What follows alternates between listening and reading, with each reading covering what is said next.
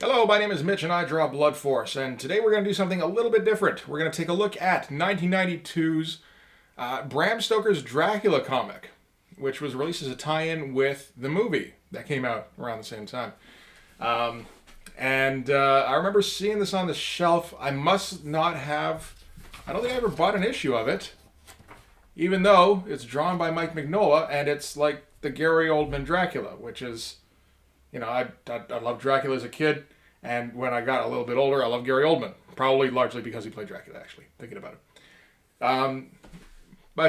Yeah, no, and I guess I never bought this, but the price tag might have had something to do with it.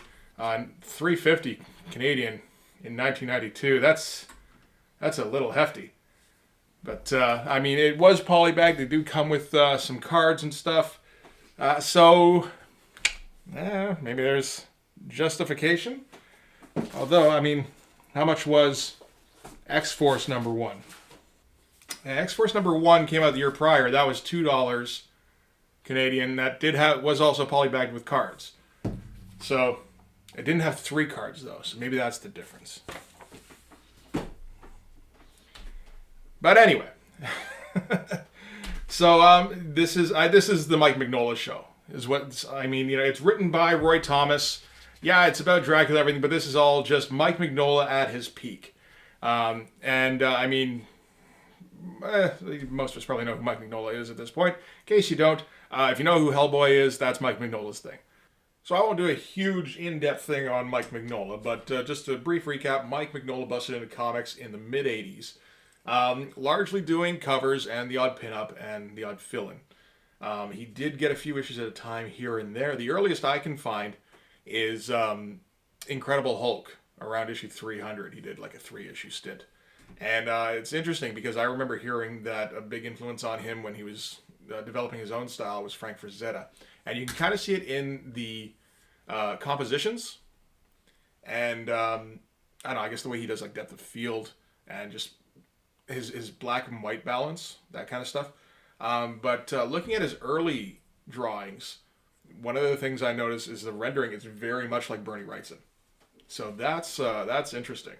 Particularly when you get to stuff where there's like a big lab full of stuff. Whenever I see that, I'm like, oh, that's a Wrightson fan. That's a guy who checked out his Frankenstein prints back in the 70s.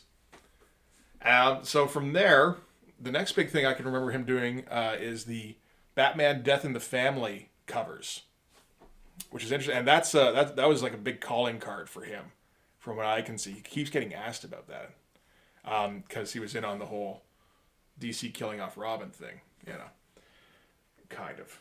He wasn't in on it, but people like to suppose he was. Apparently, his excuse is just like, no, I drew Robin dead, and then if it turned out that he wasn't gonna die, I'd be like, oh, but he got real beat up though. Look how beat up he is on this cover, you know. Yeah, and I remember even back then, like I probably would have been about 10 when those issues came out, and being like, that is a really different looking comic. But yeah, from there he gets a few graphic novels. He's kind of like a specialty artist at that point. And he's doing stuff like this miniseries. And then a couple of years after that, he does Hellboy in the pages of Next Men, I think it was. I was going to say Dark Horse Presents, but I don't think that's the case. I believe it was a backup story in Next Men. That's interesting thinking about that. Yeah, and then now he can retire, basically, now that he's come up with Hellboy. But I'm of the opinion that this is Mike Mignola at his best. I like his Hellboy stuff, but it's mostly for the compositions. The actual rendering, it's super simple. It might be because they've got John Nyberg doing the inks, but you get a nice balance of big, kind of geometric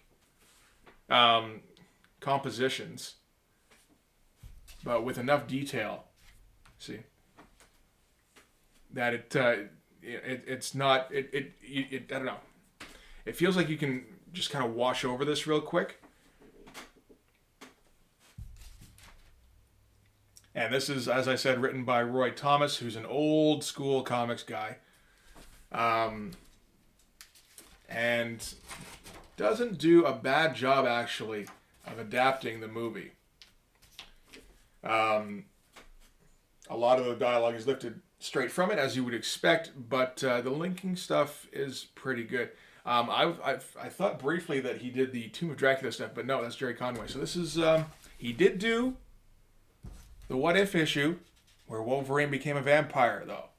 So, vampires are not unfamiliar ground for Roy Thomas. So I'll try not to focus too much on the story on this, which is maybe a little bit difficult for me. Dracula is one of those things I latched onto at a very early age. Just like, no, this is going to be a core part of my personality forever. I will always Dracula. You cannot stop me from Dracula. If you want to run down on the story of Dracula, if you're unfamiliar, there's Wikipedia, of course. I still kind of recommend this movie, particularly if you like film. If you like to see just some interesting shit, some weird stuff going on the screen. It's a very strange movie that way. So we'll try and focus on the art because that's kind of the point here. We're going to start out with Dracula's pre-origin. This is not really much of. That doesn't have anything to do with the book. This is more about Vlad Dracula the Man, who was ruler of a country called Wallachia in the, I want to say, 15th century. Wallachia became Transylvania, which became part of Romania. And this is about him defending Wallachia against the Turks. For the church, ostensibly. And we're going to get some really stark, just like classic Mignola shapes. Everything is very geometric. You get that Frazetta kind of thing where the background is almost just like a shape that you slightly color differently from the skyline. I think that's where I heard he got that from. This is like third-hand knowledge, but and yeah, Dracula has to. I said I wasn't going to do this, but whatever, fuck it. Dracula has to return home quickly. Finds out his wife is dead, and he gets all self-righteous, pissed off at God because he's defending God's country, defending the church, and this is his reward. So that's his motivation for turning his back on the church, which turns him into a monster, turns him into a vampire, and starts our story up. So, that's something you kind of need to know. And this kind of stuff is stuff Mignola's just good at. Like, there's barely anything here in terms of detail. It's almost all silhouette. See, like a sliver of his face and just a bit of his outline.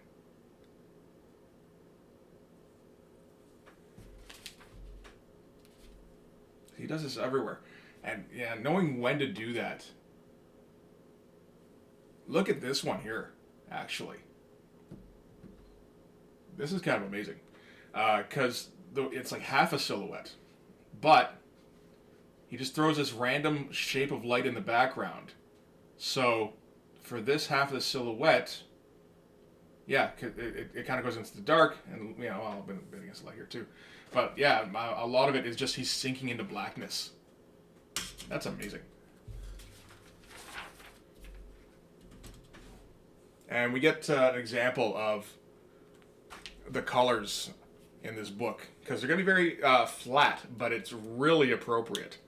And it looks kind of incredible, really. Like stuff like this, where you don't try and get any kind of value out of the colors. It's just a flat sheet of red, and it really contrasts against the flat black of all the shadow. And there's a ton of shadow throughout this book, so maybe that's part of why it works. I don't know. Color theory is one of those things I've never looked into at all. So this is all guesswork. This is the bit where we compare Dracula's dead wife to Mina Murray and go, okay, she looks exactly the same. That's hard to convey when you're drawing, because this is a good Winona Ryder, but it's not. It's like 85% Winona Ryder. I'm sure as shit not gonna critique it. I can't do caricature myself. Like, that looks pretty good. That's like more like 95%. But it's like, how close is this? If this is 85%, is this 75? Like, they're probably the same person. This is one of those things where you kind of, it helps to watch the movie.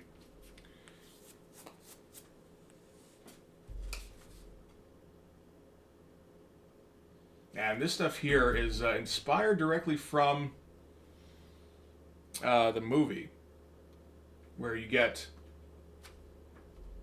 the train against the map, which did happen, and the green screened eye, or what is it? Oh, what do they call it? It's like a reverse projection. All that stuff's directly in the movie. And this is just the trip, and we're just getting across that the trip is terrifying. And he really shouldn't have taken it. And he's all alone in a foreign country that is extremely hostile. And the only thing keeping him from being dead is the fact that the most dangerous thing out here wants him for a minute.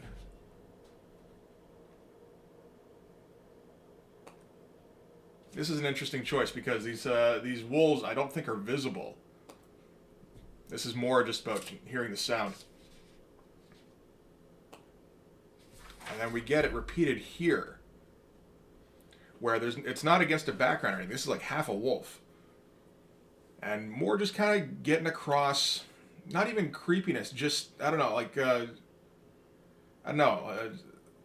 just throwing you off. Everything is surreal, and you are not supposed to be here.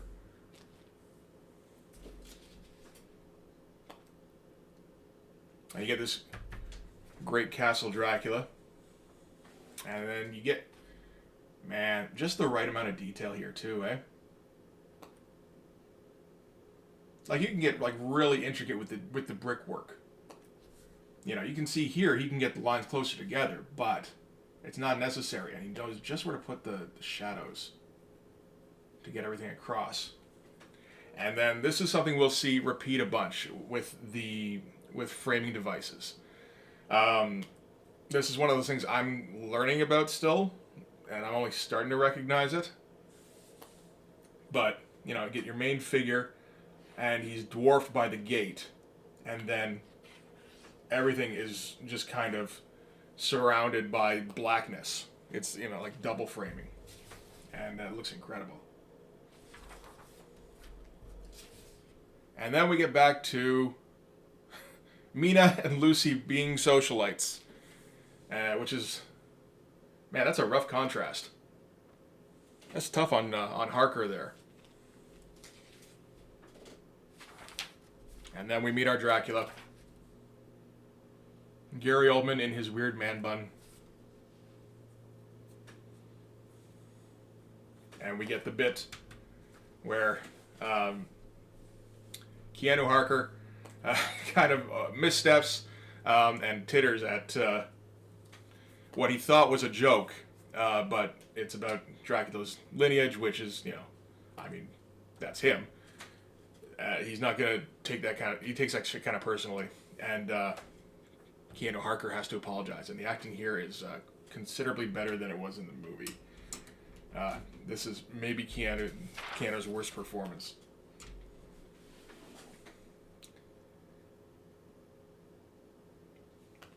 And we're going to try and get across the thing from the movie where the shadow acts independently of Dracula.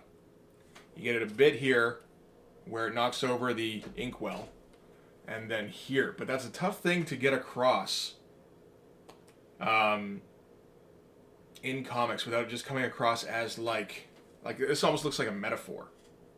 Which it is, you know, that sort of thing. But it is also literal at the same time, and you may not get that bit. And you kind of get it here, where that's not his silhouette. That's neat stuff.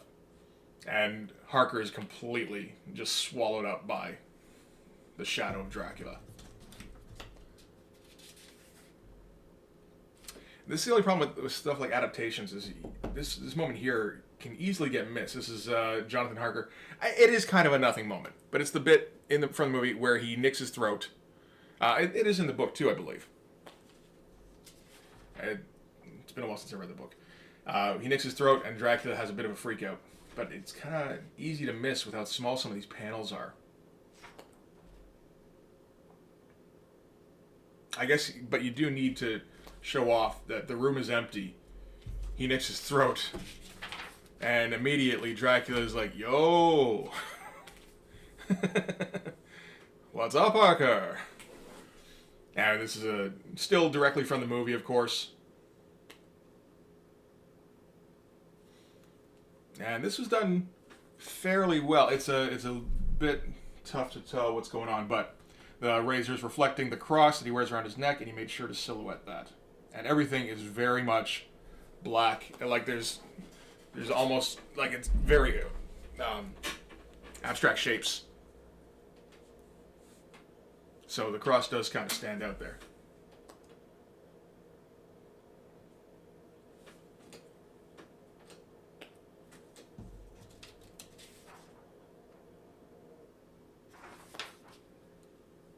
And so we'll cut back to London for a bit, just to, introduce some of the side characters. Pretty good Tom Waits, though. And then Harker exploring the castle. Here's more of that framing. And this was done, again, in the movie, where the drapes are just kind of like spring aside. But it's a perfect framing device. I think this is probably from a still, because those shadows don't quite look like something you would just make up out of your head. And again, with the kind of half framing and half just establishing depth, you get a lot of overlapping layers here. It's great looking stuff. And it all just kind of, because of his style, all this swooshy, all these abstract shapes, all works perfectly.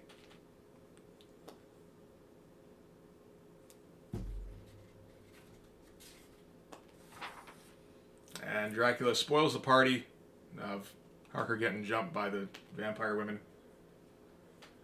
This is a good shot here. He almost looks just like he's just a shape. Giant obelisk shows up and just starts throwing vampire ladies around.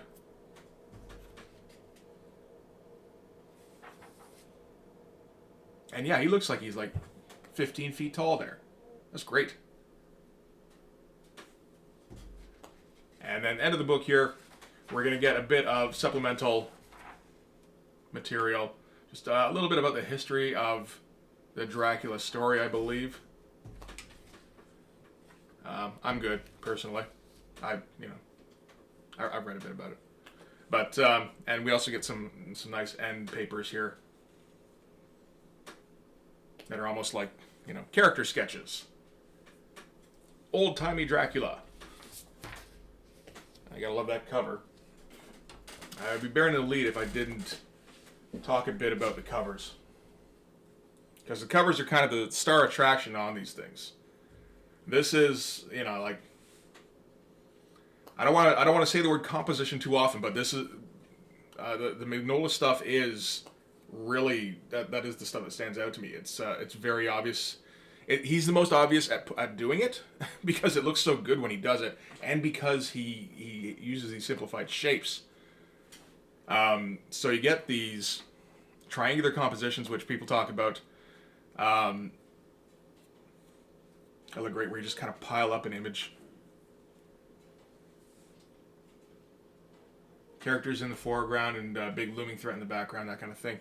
You also get this thing here where he likes to split it, like split the image in half, dark to light. He does it here a bit too, but this is more pronounced. And that also gives him an opportunity to pop the title out. But that is extremely effective. I've seen him do this with Hellboy too, where he'll do, either a straight split, not straight. He'll usually do this kind of jagged thing, or like almost like a shaft of light highlighting a character. Like if we're looking at the next one here, that would kind of be that.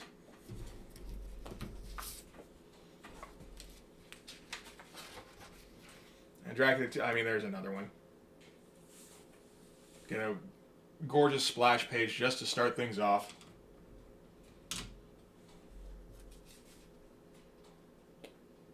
This is Harker, just as a He's a plaything of these vampire women.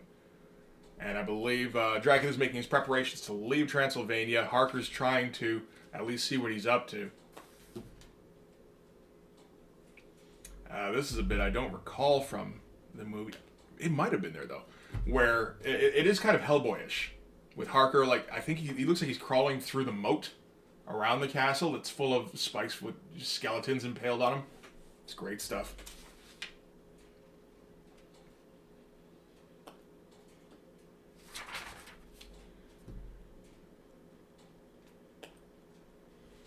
And this is...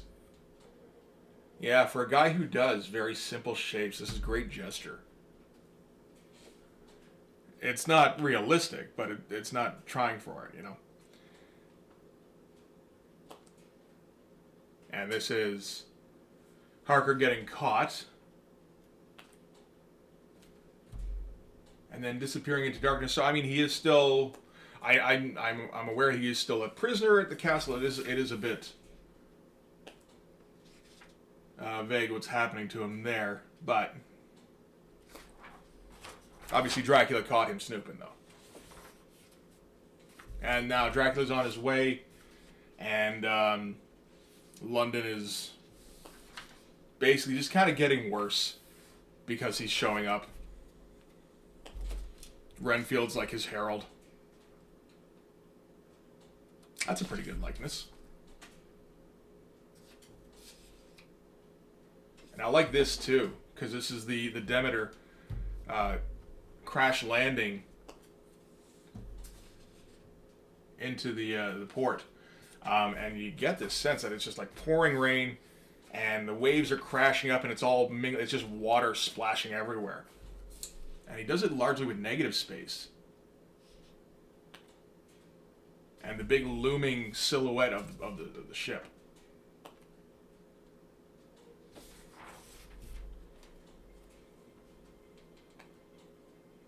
And this is like the corruption of Lucy, right?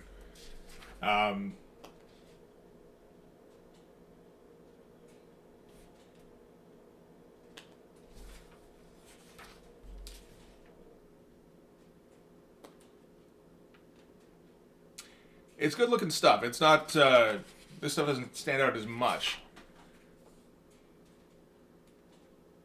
Although that is a neat interpretation. It doesn't look quite like the movie.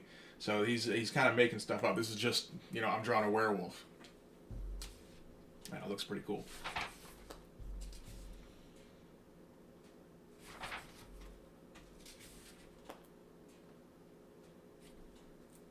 And all this stuff here is,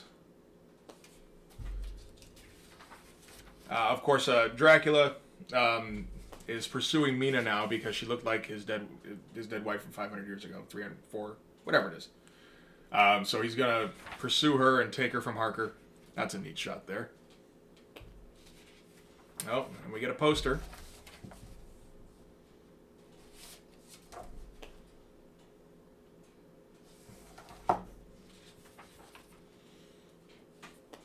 And Lucy's kind of falling apart here. This stuff's all fine, but it's not really what you want to read. But you have to, because it's intricate it's integral to the story, and it is part of Dracula. So he's just going to work on his likeness game here. That's for not getting many lines in there. That's a pretty good likeness of a dude who played Quincy. I don't remember the actor's name. I think he's in The Rocketeer.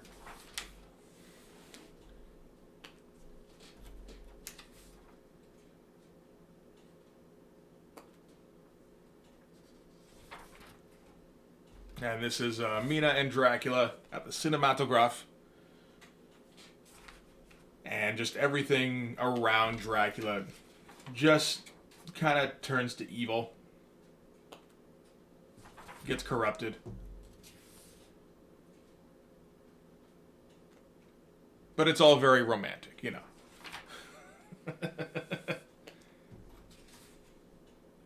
And we're going to introduce our last character here, Van Helsing. Played by a very nice likeness of Anthony Hopkins. And here's another fantastic piece here. Like, I'd love to have this page.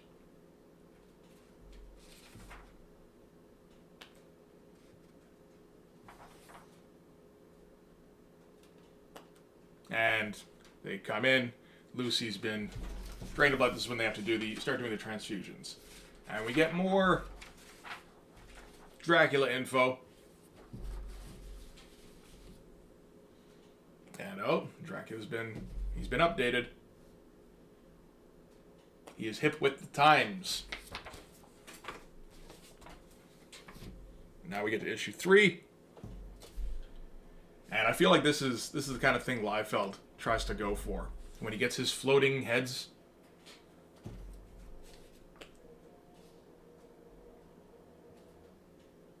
This is another one. I love this with the candles. Just providing kind of a horizon here. He's done that before too, kind of. Number 1, I was wondering what this was. Because he has some brickwork in the background here that doesn't really describe anything. Like this is the shape of Dracula here. And then just bricks. And it's like, did he just not want to end the shape here? I don't know if he likes it better when it's a bit more flat. If he just thought this was a bit too empty. I doubt that's the case. I mean, you look at this one here. There's an even larger space that's still pretty empty, except for the lightning. Maybe that's what makes it different. And he's going to get a very accurate drawing of the Fearless Vampire Hunters on the cover here. He's not going to screw that up. And I love the interpretation of Lucy as the Blue for Lady, where she's just pure white except for red. And she does start spewing red, of course. And great little, just almost like throwaway skulls at the bottom here. You almost don't notice that. And yeah, everything is in darkness. Lucy's dying. They keep having to give her transfusions to keep her alive. That's gorgeous. And like this could be missed. It could just also be, this is all I want to draw on this. But and there's not really a lot of drawing he had to do here, which is great. Just, a little bit of outlines here and there. And again, another one of those frames.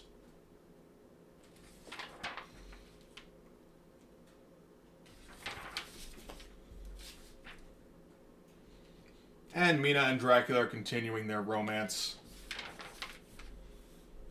while the Fearless Vampire Hunters discuss what a vampire is and how they're going to stop it. And that's a great kind of abstract version of Anthony Hopkins.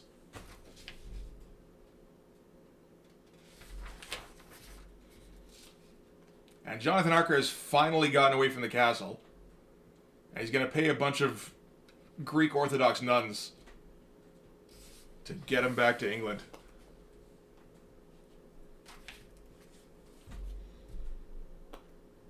That's a nice, it works nicely, eh? All the blue, and this is all grayed out, and then that's, saving him. And that's a window, essentially. It's just an open space in the door, and the light from inside is shining through.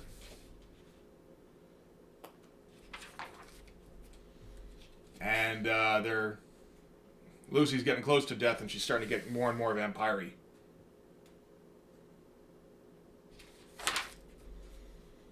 And we're finding out what specific vampire this is. Again, great version of Anthony Hopkins here.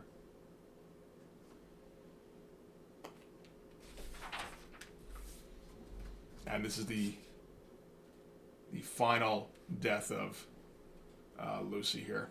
While they're trying to protect her, they're trying to keep her alive. And Dracula just goes, nope.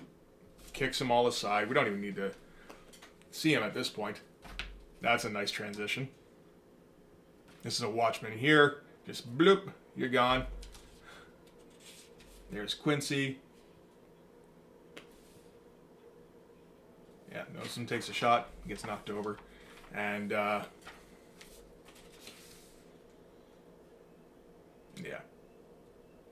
Nothing's going to stop Dracula from taking Lucy out now. And this is sort of revenge for... Yeah.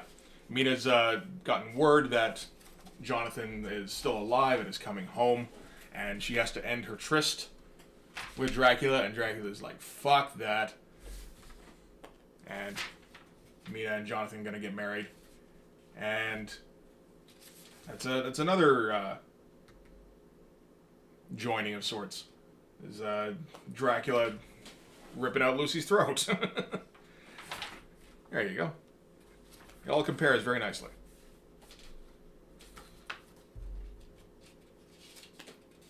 And then we get back. Jonathan is back in London now. This is such a neat treatment. How does this work? I could never get this to work. Are you kidding me? Where you put the detail in the background and like silhouette the nearest building, and then everything else is just a shape. I have no idea how that works. Is that fog? It's kind of foggy.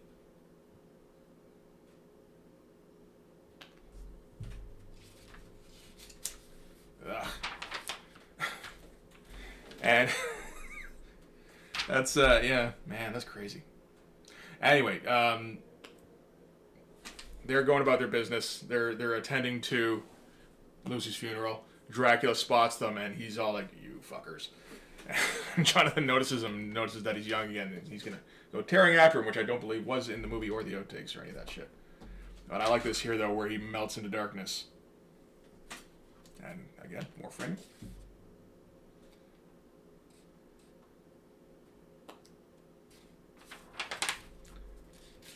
And now they're going to start, well, they're going to first put Lucy to rest.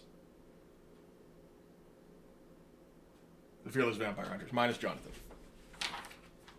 And there we go with the blue fur lady, who's been stealing children. That's what I mean, like, she's just pure white. She's like a graphic. Except when she starts spewing up blood. That's a great shot.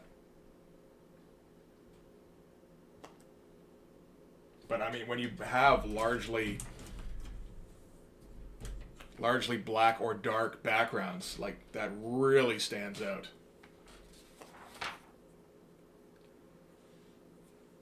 And Dracula's trying to get Mina back to him while they're killing Lucy.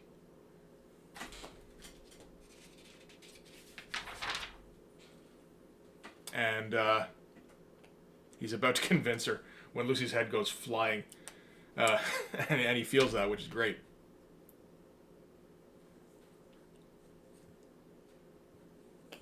And it puts him off his game enough that he goes running when Jonathan shows up. And so Mina's safe for now. Like, look how dark everything is here. This is so much ink. But not as much ink as this. Where we're just all, you know, we've all become monsters. We're desecrating corpses. We're killing vampires. But still, this is like the me of a week ago couldn't imagine being this guy now. That kind of thing. And man, does that makeup look fantastic, eh? Because it's not meant to be shot from this angle. You know, this is shot from Worm's Eye view in the movie, as it should be. He should look massive. But like nothing looks out of place here, and he looks like a bat. Like the webbed skin and everything, and the hair everywhere. That's and just how crunched up his face is. That looks fantastic. That's just some of the best makeup I think I've seen for a horror movie. And then that doesn't look as good, unfortunately. So this one's more about the creature designs in the movie, I guess. I'm not reading the Dracula comic for behind the scenes in the movie. Like, come on. I'm here for the Mignola artwork.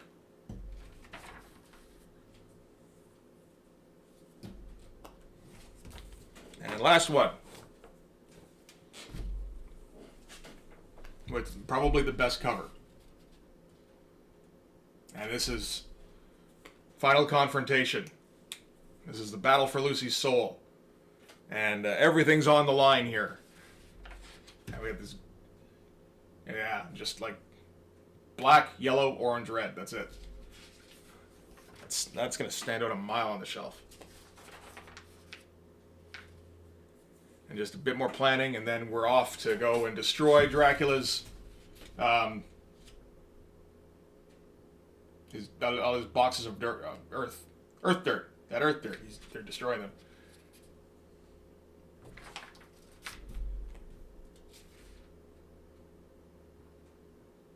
And it kind of, yeah, again, the torches, like, you know, it doesn't look like they're really brightening anything up. You can see them from a mile off, but with all the black everywhere and how pale the torches are, it's like they're just there to indicate where the characters are. They're not there to light anything up. It's too dark. That looks nice. As like a pyre, where they're burning all the boxes. This effect didn't work as well. Where he's trying to get across that Dracula's turned into mist, and he's come to kill Renfield for betraying him. He didn't betray him much. He just told Mina, you know, go away. Because otherwise you're going to turn into a vampire lady. But Dracula wants Mina, so that's a betrayal.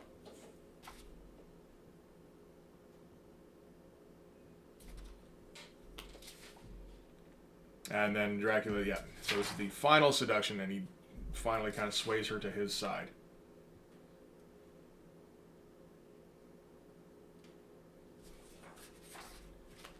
And there's the interpretation of that makeup.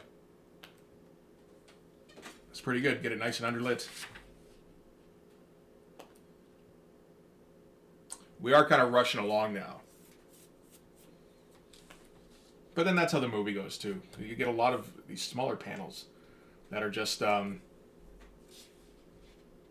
speed up the action. Yeah, and again here. And this is, they have to chase Dracula back to Transylvania. And as far as I recall in the movie, Dracula gets a head start back to the ship, but the ship has to go all the way around, like, the Spanish Peninsula and through Rock of Gibraltar and through the Mediterranean, through the Black Sea, while they can take trains and horses and stuff across Europe, which is... It's slower, but it's less land to cover.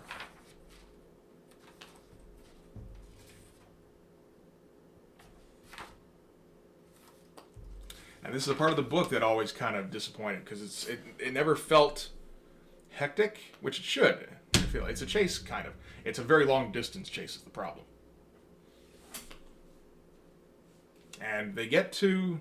Van Helsing and Mina get to... This is one of those things that's kind of confusing. I guess they split at some point. Harker and Quincy and whoever. Seward, all them. They split from Van Helsing and Mina. Van Helsing and Mina are able to get to the castle first, while the other guys, the fearless vampire hunters, are trying to intercept Dracula and the gypsies. And so they're waiting there, but Mina being inside the castle is just influencing her even more and making her turn faster.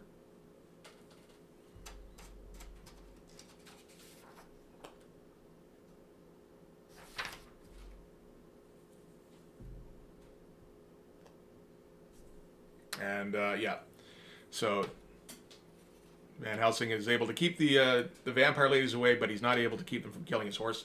So in the morning, he goes after he finds their corpses. Well, he finds their tomb and goes and beheads them all.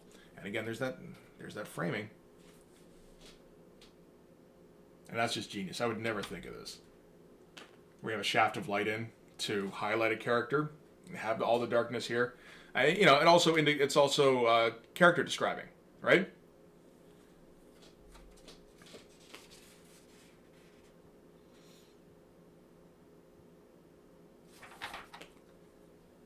And this is the final chase scene here.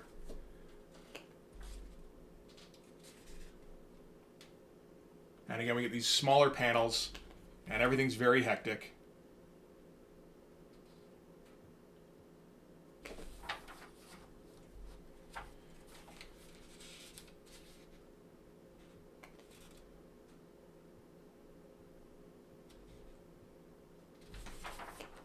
And the problem is that with the only thing here is that nothing really got this stuff all tends to blend together, maybe because of just how quickly it's all going along. We get stuff like Quincy getting stabbed, and it doesn't really have any impact, it feels like. And then Dracula busts out. That's a bit of a big moment. Did we point out that... We didn't really point out that Harker was the one on top of the... Well, I guess if you're looking for it, you can kind of see it. But Harker's up there with the casket of Dracula, the casket, the tomb, whatever. And Dracula pops out. Harker slits his throat, but it's almost tough to tell what's going on. And then Quincy stabs Dracula in the heart. And again, it's tough to see it's almost tough to follow what happened there. Yeah, it feels like it kind of ran out of pages a bit here.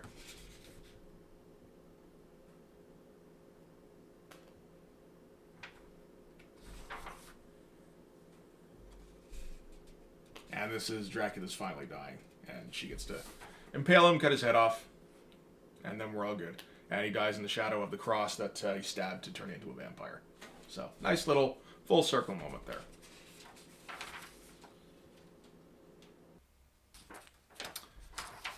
And that's it for Bram Stoker's Dracula. Yeah, it's just a beautiful looking comic book.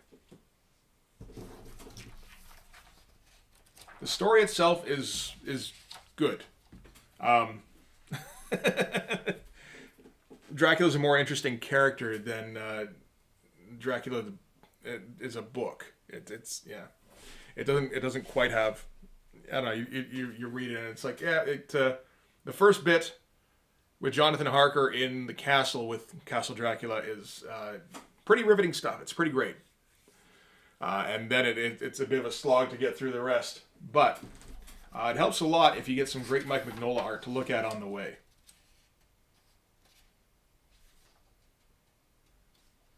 Yeah, and we don't bother with backgrounds and everything, just when it matters. Like this stuff, it's unnecessary, and you can get away with it with this abstract style, like semi-abstract style.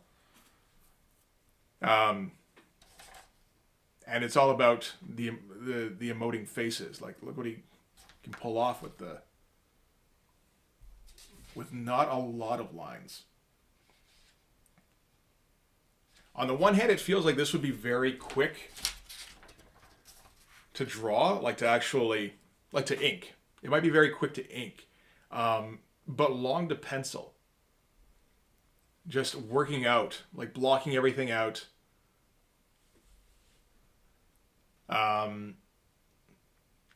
Figuring out exactly where you want to place everything. And figuring out where you want to place all the shadows so that they don't conflict with each other and you don't get everything bleeding into each other.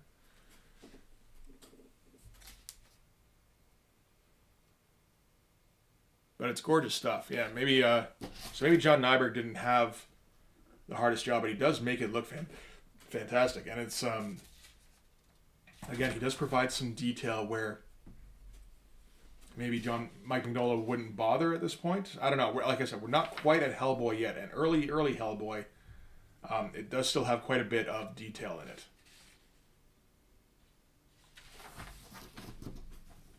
But yeah, I don't know that Mike Mignola really draws a lot of comics anymore. I know he does a lot of covers for Hellboy, and for the odd other thing too, I believe. But he doesn't have to, and it's one of those things where if you don't have to do the grind, why would you do it, I guess? That's what I always assume it is. So let's go with the two covers I like the best. That's the closing image here.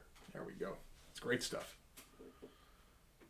Yeah, so I mean, if you want to pick these up, these are not super expensive. I think they're like $5 each, maybe. I'd do it. It looks fantastic, and look at it for just ideas on how to compose a page or a panel, and then go like weep a bit because you're never going to get there, but you can maybe make your stuff a little better, and that's all that matters. That's going to be it for this one. If you like this video, please hit like. If you want to see more, hit subscribe and hit the notifications. Follow me on Twitter. Most importantly, go over to my Patreon and subscribe there. We're going to need more subscribers if I'm going to publish Blood Force. So in the meantime, though, I'll see you guys in the next video. Thanks again for watching. Bye-bye.